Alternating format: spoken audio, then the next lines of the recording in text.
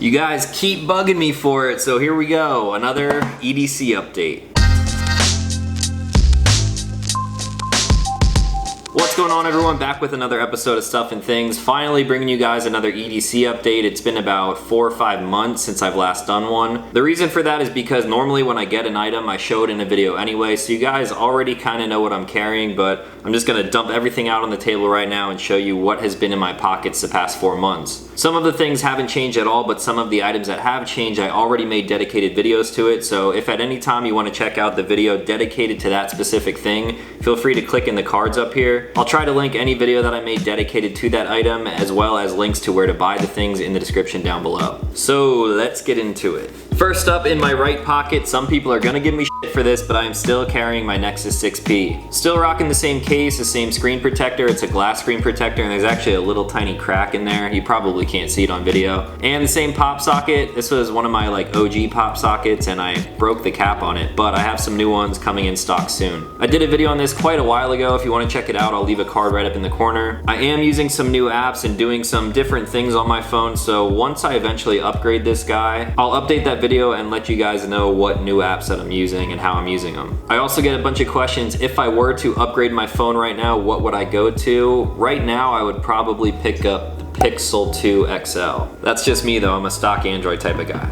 Next on my list, another thing that really hasn't changed is my keys. This is still on the Travax link, which you can no longer get. I get so many questions and DMs and emails, where can I get the Travax link? They stopped making these. It's a quick detach lanyard, it's pretty cool, and mine has held up pretty damn well. I don't know this for sure, but I think that they are going to be coming out with some new versions of the link and the stretch. I have no idea what time frame, what they're gonna look like, how much they're gonna cost, but I know there's a ton of interest in these, so if I can do anything about it, I will let Travax know that a ton of you guys want these. I got my car key, a couple other keys, as well as my Gerber shard. This thing has been with me for probably the longest out of anything that I carry. Still wrapped in paracord, still the same exact one, so if you guys wanna find out more about these, go check my other EDC videos. Next up, something that I obviously always have with me is my wallet. This is the Travax Contour, the Black Obsidian. I had originally got it when it was like their limited edition model, but now you can still find these on their site. The thing about this wallet is that it is a one of one. I don't know how well you guys can see that on there, but they actually laser etched my logo right into the leather, which is pretty damn cool. Inside the wallet, I also am carrying the Travax Shift beard comb. Obviously, I did a video on that, and this wallet. Check it out at the links in the card. This wallet is great. I was carrying the gold contour on my last EDC update. I was carrying that gold contour for a while, and then of course I switched to the Ascent because I wanted to test that out. That wallet was new at the time of me testing it. It's a great wallet. I did a video on it, but it still didn't beat my love for the contour, which is why I switched to this. I carried this for a couple of months, but then Travax released another new wallet, which I haven't shown you guys in a video yet. This is the Travax Summit Notebook. If you look at it closely, you might be like, hey, that looks kind of familiar, and that's because it is based on their Summit wallet. What they did was basically take their most affordable wallet, most minimal wallet, and then wrap it in leather to give you just a little bit more functionality. I will load this thing up with all of my cards so you guys can get an idea of what it looks like. I have 6 cards, including the comb, and then just 3 bills in the back here. Here it is all loaded out. As you can see, it kind of takes away of the whole minimal aspect of the Summit. However, if you are the type of person who carries a notepad and a pen every single day, that's all included in this. In the back of the wallet here is where you'll find your cash, but they also included a Write in the Rain notepad branded with their logo on the front. The notepad is also removable if you want to write with it on the table rather than writing on the leather wallet in your hand. You could also take this out and slip business cards or other credit cards or something in this back little sleeve. It is a nice touch that this is Write in the Rain because obviously if your wallet is in your front pocket, it can get a little sweaty at times. If this was normal paper, I would think that it would kind of deteriorate over time, but since you can literally get this thing wet, I might as well show you. It's getting wet. Can you see the water kind of beating up on there? So this thing is like waterproof. You don't have to worry about this thing getting ruined while it's in your wallet in your pocket. On the back spine of the wallet, they also include a Travax branded Fisher Space Pen. That logo is upside down. There's a nice little clip on this thing. If you don't know about Fisher Space Pens, basically when you remove them and turn them around, it turns into almost a full-size pen. It does have replaceable ink cartridges, and what makes this thing a space pen is that these little ink cartridges are actually pressurized. You can technically write with this thing underwater, but I think this is gonna be more useful when SpaceX starts taking us all to the moon. It's probably not too far off if we're gonna be honest. So that's a nice little high quality detail that you can expect out of Travax. I did carry this wallet for about 2 weeks, pretty much the week before and of SHOT Show. The thing is, with the pen and the notebook in here, it does get a little bit bulky for my taste, so I quickly switch back to the Contour. I do, however, find myself using this Fisher Space Pen more than anything else. It's not like I write a whole lot, but the pen is pretty nice. I also actually have a brand new, never opened Travax sleeve. So this is the Summit wallet, just wrapped in leather. It has a space for the notebook in the back, but it does not have the pen sleeve on the side. So that is that. If you guys want to check them out, find out more information on pricing and details, I will leave a link in the description down below. I also have a coupon code, so if you guys want to pick up anything from Travax, you can use it at checkout and get 10% off your order. I'm of course going back to the Contour because I really love this wallet. No matter what wallet I end up using, I pretty much always come back to one of these. And since I really have no use for this or the sleeve anymore, I think I should give these away. I think I'll give away this one on Instagram and this one on Patreon, so if you want to, follow me in either of those places, and then I'll post some instructions on what to do and how to win these. So that is it for the wallets.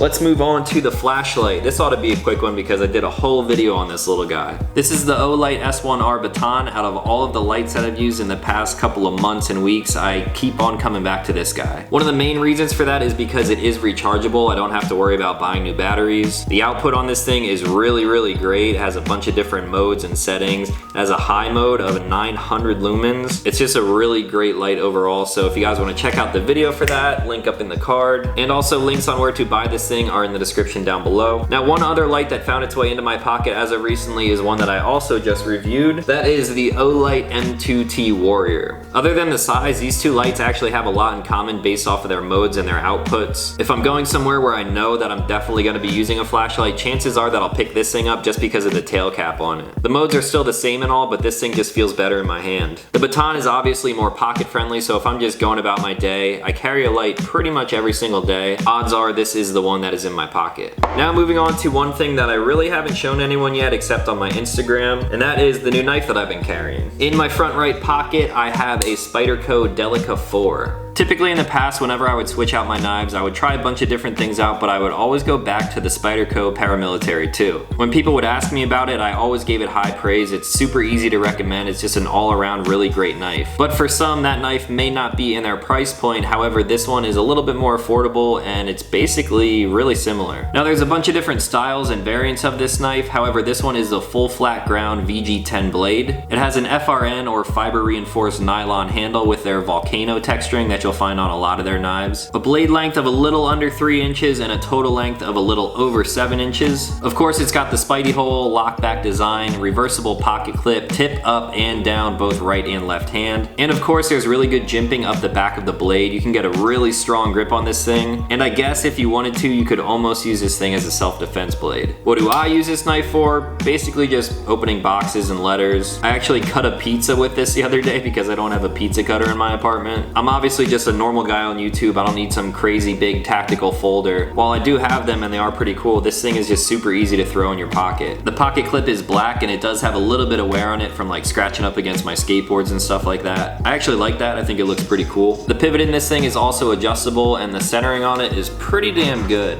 For an FRN knife, you can't really complain about that. Lockup is pretty damn solid. Really no wiggle room at all. I am a big fan of this blade now, and I can definitely recommend it to anyone who's looking for one. Now, speaking of using a blade as self-defense, I've actually been carrying a self-defense style blade just here and there. Not every single day, but when I don't want to carry a firearm with me, that's kind of the next best option. Here is the Colonel Blade. You guys may have seen me open this and kind of get my first impressions of it in a recent unboxing video. At that time, I really didn't know much about it. However, I did some research on the company, why this is designed the way it is.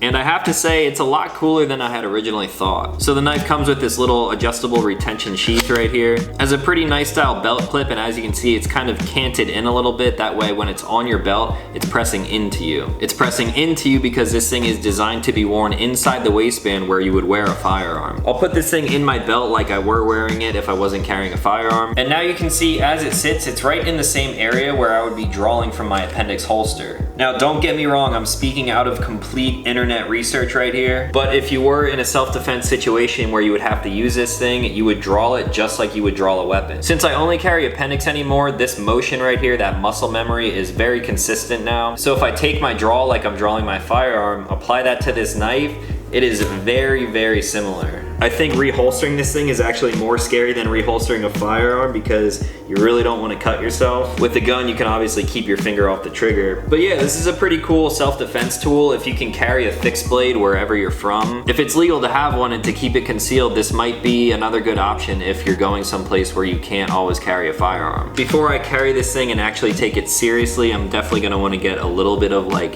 hand-to-hand knife fighting training. I'm not trying to be some crazy tactical expert ninja with a blade. However, I think that would be pretty fun to learn how to actually fight with something like this. So now let's move on to the belt since you guys just saw that anyway. In the same unboxing video where I unboxed that blade, I also opened this belt right here. This is the Cobra Quick Release Gun Belt made by Vetter. A lot of companies have been making belts like this for a long, long time. It's your standard nylon construction, super stiff. As you can see, it's off my body and it still kind of retains its shape. What's cool about this specific Cobra buckle though is that it's so small and slim that you can fit it right through your belt loops. Some of the earlier Cobra buckles were really big and they wouldn't fit through a standard blue jeans type of belt loop. I went from my Trayvac cinch to this belt and I still really like the Trayvac cinch, but I also really like this quick release. It makes undoing your pants, going to the bathroom a lot easier. Some people might not like to EDC a belt like this because it looks too tactical. That doesn't bother me a whole lot. Obviously, I'm not trying to look tactical. However, when it comes to something as simple as a belt like this, put this puppy on, clips together, t-shirt over the jeans, you're never really gonna see it anyway. So that's it for the belt. Now moving on to the final piece, my firearm, which happens to be the Gen 5 Glock 19. I'm not gonna go too much into depth on this guy. You already saw the video of the comparison of the CZ P10C versus the Gen 5 19. I did end up going this route simply because it concealed much more comfortably than the P10C did for me. Everyone's body type is different. The CZ is a great gun. I kinda wish that I would've bought that at the same time too. However, I really only wanted one gun at the moment and this guy actually won. So I've been carrying this gun for about 2 months now, and what can I say about it? It's a Glock. I like Glocks. The one thing that I am proud to say is that this thing is 100% completely stock, including the sights. It seems like whenever I bought a gun to keep stock in the past, something always came up where a company wanted to do the slide on it or do the frame, do a trigger job. So now I finally have a 19 that is completely stock, and I'm planning on keeping that this way, at least as long as possible. I think if I were going to do a build on a Glock again, which I'm probably not going to, but I think if I wanted to do a build, I would go out and buy a completely different gun and just keep this one stock. It is really tempting to change the sights on this thing. I actually have a pair of Ameriglow sights sitting over there. However, I don't want to break the streak just yet. 2 months strong, stock Glock. I'm happy with it. This gun is riding in my QVO Wingman covered in some black multicam, and the back piece is gray carbon fiber. I talk about these holsters all the time. I actually showed you guys a video on how this one was made. I don't even want to have the appendix carry safety and comfort debate again, but I'll just show you how I carry this thing. Right up front, just like this, the belt buckle is still pretty slim, so it doesn't print that much. The wing on the holster also puts a little bit of tension on the belt. You might be able to see a little bit of a bulge right here. What that does is pushes the frame of the gun in towards your stomach. That way, when you have your t-shirt down over it, kind of forms right to your body. So this would be my normal carry look if I'm in a place where I want to carry a firearm. Glock 19, 31 rounds. Speaking of that, the rounds are Federal HST 124 grain. I've been carrying these rounds for a while. I've also been looking into new ammo with some different ballistics, so I might end up changing these out in the future. However, that's a ton of firepower, and in my opinion, it's pretty comfortable. I've been carrying like this for a while now, and as long as I have the gun in the actual holster, loaded up, everything ready to go, it stays pretty comfortable. Now I know there's already people in the comments going, "Oh yeah, it must be nice to be skinny. It doesn't work for us big guys." I'm sorry, that's just luck of the draw, but QVO also makes a bunch of different holsters outside the waistband, 3, 4, 5 o'clock type of carry. They also make an appendix holster with the wing if you think a wingman like this with the spare mag is a little bit too much. So obviously I'll leave a link to that in the description down below. There's a ton of new guns and products being added to the site pretty much every week now. There's a bunch of different options, but if you want something that you haven't really seen yet, just be patient and it might be added to the site in the future. I'll also leave a discount code for 10% off your order, so if you use that, you can save a little bit of cash. So that is it. This is everything right here that I carry with me pretty much every single day. or at least when I'm in a situation or area where it allows me to do it all legally. I know it really wasn't that exciting, that's why I wasn't gonna make this video. You guys have seen pretty much everything here already, but hopefully it quenched your EDC update thirst. If it did, slap a like on this video. If you have questions about anything that you saw here, also leave those in the comments down below. If you're new to this channel, consider clicking subscribe. I make new videos every week, and that's gonna be all for today. As always, thank you guys for watching, and I'll talk to you in the next one.